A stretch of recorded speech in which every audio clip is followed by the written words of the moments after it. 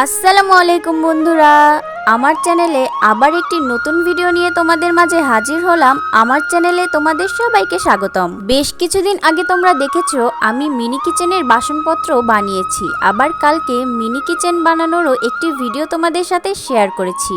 তোমরা মিনি কিচেনের বাসনপত্র বানানোর ভিডিওতে বিরিয়ানি রান্না করতে বলেছিলে, তাই তোমাদের রিকোয়েস্টে আজকে চলে আসলাম মিনি কিচেনে বিরিয়ানি রান্না করার জন্য। তার জন্য প্রথমেই সবগুলো বাসন ভালো মতো পরিষ্কার করে নিয়েছি। এরপরে মিনি কিচেনটা একটু ভালো মতো ঝাড়ু দিয়ে নিলাম। প্রথমেই নিয়েছি 1 কলসি পানি, এরপর নিলাম একটুখানি বিরিয়ানির চাউল। এরপর মশলাদানিতে নিয়েছি কিছু মশলার গুঁড়ো, যেমন শুকনো মরিচের গুঁড়ো, মাংস মশলা, হলুদ এবং লবণ।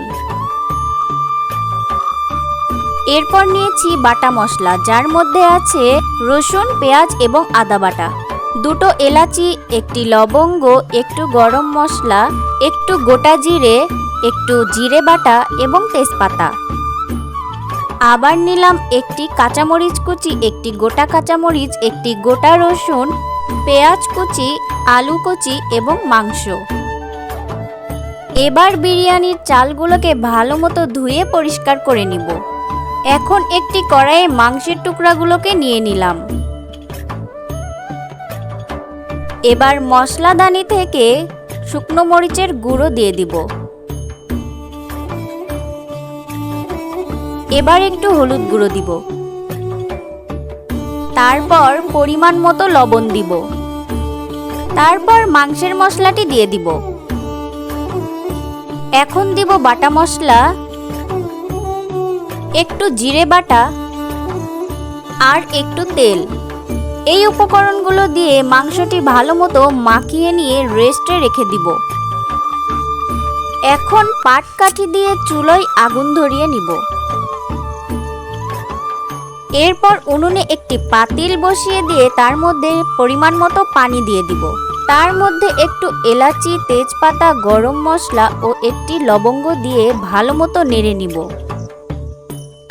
এরপর ধুয়ে রাখা বিরিয়ানির চাউল পরিমাণ মতো পাতিলে ঢেলে দিব। এরপর সামান্য তেল দিয়ে নিব। এখন ঢেকে রেখে চাউল সিদ্ধ না হওয়া পর্যন্ত জাল দিতে হবে। আমার কাছে বেশ কিছু উপকরণ ছিল না, তবে যেটুকু উপকরণ ছিল সেইটুকু দিয়েই তোমাদের বিরিয়ানি রান্না করে দেখানোর চেষ্টা করেছি।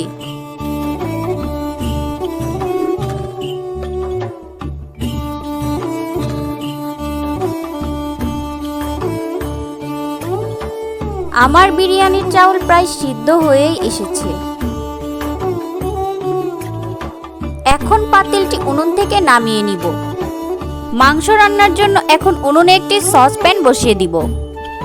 এবার সসপ্যানে পেঁয়াজ কুচি, মরিচ কুচি, গোটা রসুন, গোটা জিরা, তেজপাতা, গরম মশলা, এলাচি এবং পরিমাণ মতো তেল দিয়ে ভালো মতো ভেজে নিতে হবে।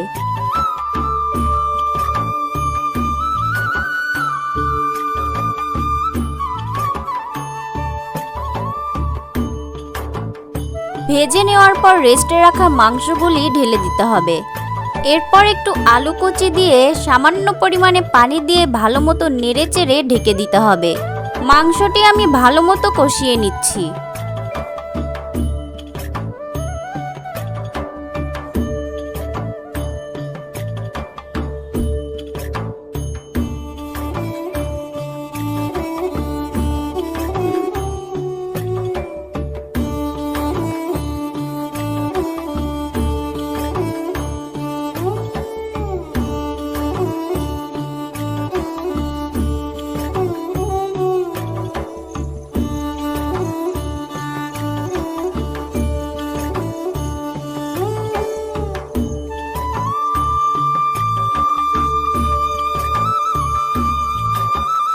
বেশ কিছুক্ষণ ধরে জাল দেওয়ার পর মাংসটি কষানো হয়ে গেলে আবার সামান্য পরিমাণে একটু পানি দিয়ে দিতে হবে। তার কিছুক্ষণ পরে সেদ্ধ করা বিরিয়ানিগুলো মাংসের ওপরে দিয়ে দিব।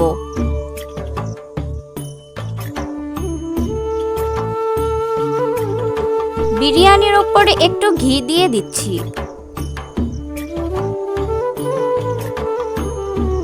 এরপর ঢাকনি দিয়ে ঢেকে বিরিয়ানিটি বেশ কিছুক্ষণ দমে রেখে দিব। কয়েক মিনিট জাল দেওয়ার পরে ঢাকনি খুলে দেখতে হবে যে বিরিয়ানিটি হয়ে গিয়েছে কিনা।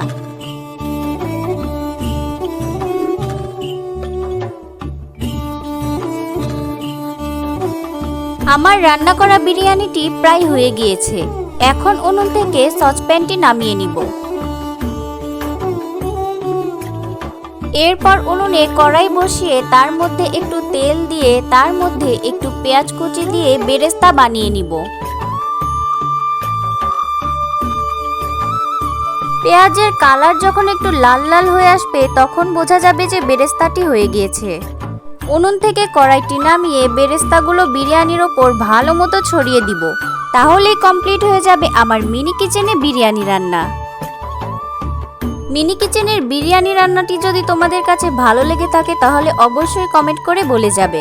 আর দয়া করে আমার ভুল ত্রুটিগুলো ক্ষমা সুন্দর দৃষ্টিতে দেখবে।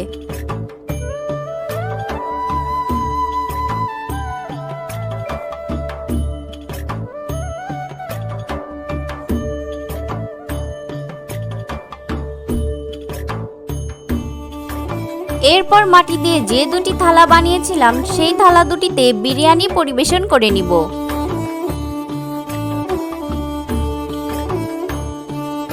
এবার তোমরাই বলো বিরিয়ানি রান্নাটি কেমন হয়েছে। ভালো লেগে থাকলে অবশ্যই এই ভিডিওতে একটি লাইক দিয়ে চ্যানেলটি কিন্তু অবশ্যই সাবস্ক্রাইব করে দিবে।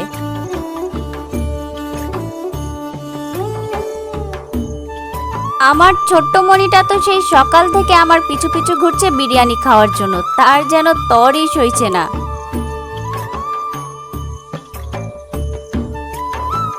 অবশেষে তাকে এক থালা বিরিয়ানি খেতে দিলাম। এই নাও।